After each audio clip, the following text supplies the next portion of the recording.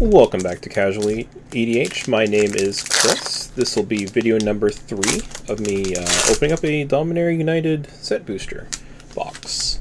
The set financially has not been doing so hot, but you know, it's still fun just to crack open some packs and talk about some of the cards. So the whole goal today is to talk about cards for Commander, as always. Also, this will be the third video I've recorded for this, and some of the first ones I've recorded for the channel, so I'm also trying out new things with each video, and also just trying to make sure the cards show up on the camera and all those good things. So if the other videos were crap, you're probably not going to see them. If they go up and they're still crap, well, I apologize, and if you think they're not crap, thank you. So I'm going to start with right now, since this is a set booster, since the last card here has an actual backing, that means I do have a list card here, so hopefully it's good. Each box generally has like one good list card. Hopefully financially that will do well for me, because right now, from what I've already opened, this has not been the greatest box. Art card, and I still love these stained glass cards. Tolarian Terror, Automated Librarian, Timely Interference, Shore Up, Shalai's Acolyte. Shalai's Acolyte anywhere even close to Shalai? So level 2. No, it's not that great. Strength of the Coalition. Wingmantle Chaplain. Alright. So we have an Efreet Wizard here. You may cast spells as though they had Flash. Sorcery spells as though they had Flash. When it attacks, you may pay 2. If you do, when you cast your next instant or sorcery this turn copy, it may choose new copies for the target. New targets for the copy. Wow, sorry. You're all going to find out that I am illiterate. So, I mean, it's alright. I don't necessarily want... If I'm running a Spellslinger deck, I don't really want to be attacking my commander very much unless I'm doing something like Riel, where it's not really slinging spells. It's more like throw them in the graveyard as quickly as possible and then punch someone to death. But, I mean, I can see possibilities. I would probably make like a low-tier fun deck out of this, but I wouldn't really make it my commander. Oh my gosh, I just realized... Should have those on screen so you don't think I'm cheating. Ryabaz the Claw. Good for dragon decks that can hold them. I'm going to put them a copy of my Dragon deck. Mindsinger. I don't even remember this one. So it's alright, so it's 3 color. Yeah. And so we're just talking about how there's usually one good list card per box. This ain't it. Alright. Well, let's see if the next one's better.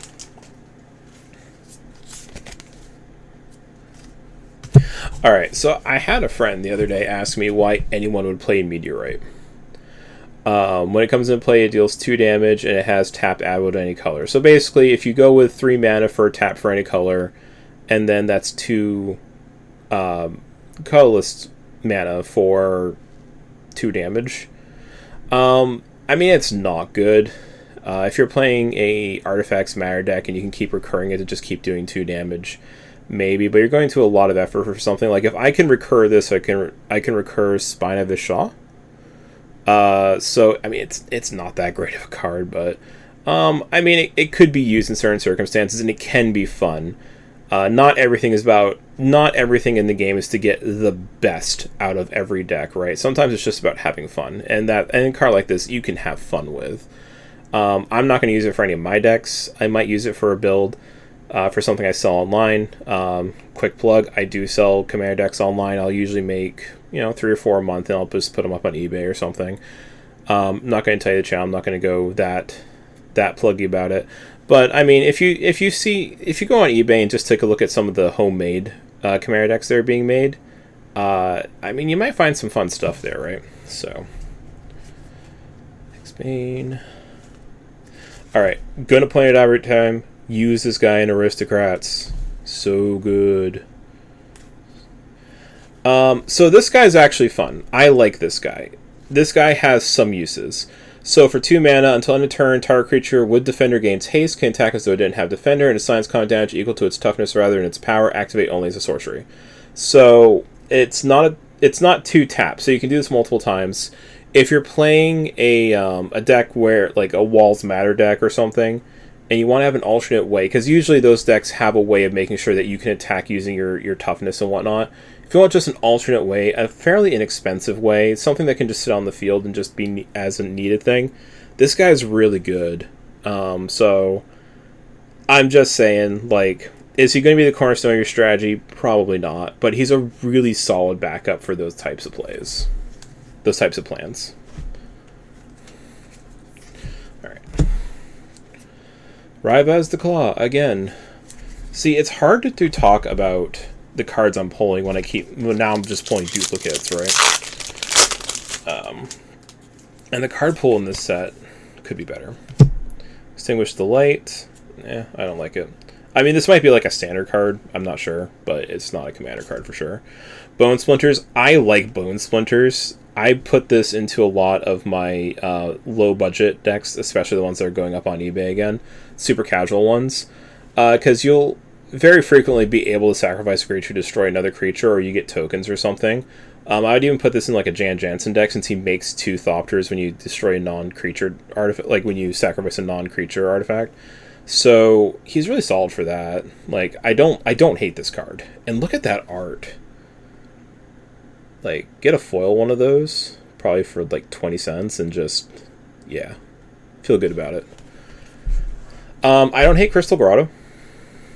Again, I'm not going to use it personally, but it comes into play and it scries 1, so it's like a temple. It does tap for colorless instead of a colored mana, but you can use it to siphon or filter a mana. So worst comes to worst, you need 5. You need Wooburg, but you have 6 mana. You can just, use that. Get that last one that you need, right? Okay, this is a card that I was hoping to see in one of the booster packs, so I'm glad it finally showed up. For like a common uncommon, I do actually like this card. So for 4 mana, returning a target creature card from the graveyard to the battlefield. That's solid. 4 mana to recur a creature is, without any kind of downsides, is standard. There's plenty of cards that do that right on their face, so already right there, you've at least met the minimum. If you kick it, you can gain life equal to that card's mana value. Otherwise, you lose that much life. Well, I was just saying there was no downside, but there is a downside. If you don't kick it, then you do lose life. But, depending on what you get out of the graveyard, you can gain a lot of life. I actually have a copy of this in my Dragon deck. And those times where I get a Draco, Son of Draco, Earthquake Dragon, something along those lines, out of the graveyard, I'm like, okay, I pay 7 mana, get myself, a good solid 10/10 trample, or just go with Earthquake Dragon. And also gain 15 life. It's funny. It's a nice little swing. I like that card. Alright. Raph, Weatherwhite Stalwart. Whenever you cast an instant source play, you may tap 2 untap creatures. So if you do, draw a card. Alright, so is this the one? No, it's Torwalkie, never mind, ignore me. Golden Argosy. Golden Argosy's okay. I mean, this really is going to be good for like a Flicker deck. Basically, if you need more redundant Flicker things, use Golden Argosy. It's a pretty solid choice. And you also can get a 3/6 vehicle for it.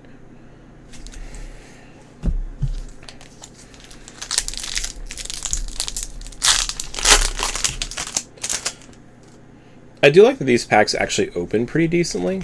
Some of the packs recently have not been good. Oh, I like that. That's an angel fighting a Phyrexian. I don't know which card art that is, but I do like it. And then the basic land. I do like these basic lands as far as like their art, and the foil ones are really nice. I still prefer the stained glass though. Doing Jaya dirty. She dies off in the set. They gave her a funeral, but they have to give her one last crap card, right? Lightning Strike is that's not Commander. I mean, I have a hard time putting a Lightning Bolt in a lot of my red decks, so I definitely wouldn't put that in there. Tatyova, Steward of Tides. Land creatures you control have flying. There's plenty of land creatures in the game, and ways to make lands into creatures. Whenever land enters the battlefield under control, if you have 7 more lands, up to 1 target land becomes a 3/3 elemental creature with haste. It's still land, so you just kind of... Basically, she also has landfall work with her synergies, right? Nothing wrong with it. Not my playstyle. I wouldn't do it, but... I don't like turning lands into creatures because I don't want someone to just be like, I'm going to Wrath of War. I'm like, all right, well, you got a Wrath and an Armageddon. That's cool. I don't like that, so I don't do it, but I can see the strategies.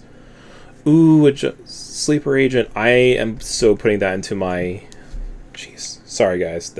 I need to work on stabilization here. A Giant Sleeper Agent is absolutely going to go into my Atraxa deck. I want to get the Phyrexian text one, though, but I will definitely put him in there in the meantime. So the main thing is with the Atraxa deck, because of the Proliferate, and then I also have like Doubling Season things in there, it's mainly to get the emblem. Whenever you cast a creature or planeswalker spell, target opponent gets 2 poison counters. So you're putting everyone on a clock at that point because that's an emblem. So I just have to keep casting creatures until they lose the game. Plus with Atraxa having Proliferate, you also start proliferating those poison counters. So basically you get them off. If you can't find one of your strategies to win with Atraxa, which there are plenty, he's a good countdown. He puts a lot of pressure on people. And he's cheap, mana-wise, which is always nice. Alright, so we have another set card. I have a damage set card. Do you see that? Look, it came out all benty. We'll find out if it's good or not. We'll see if I'm mad about it or not.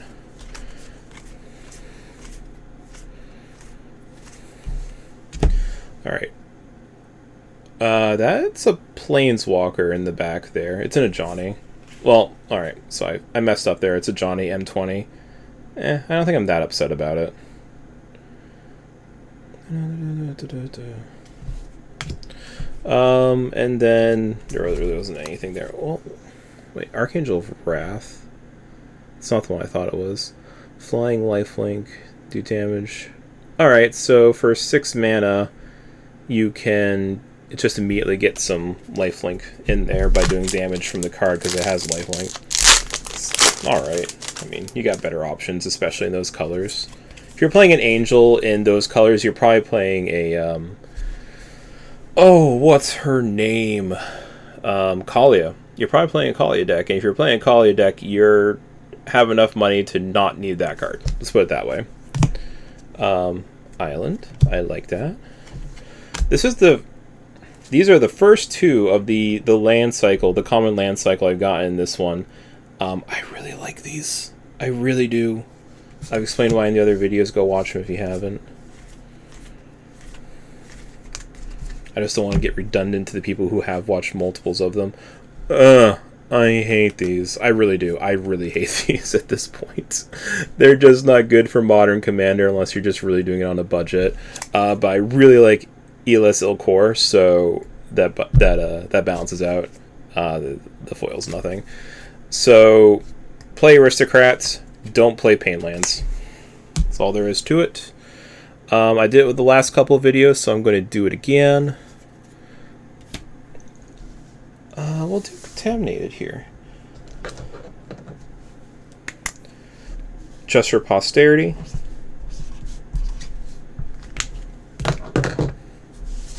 In case I ever get rich and famous and people want my stuff, here is a future promo card or merch drop or something. I don't know.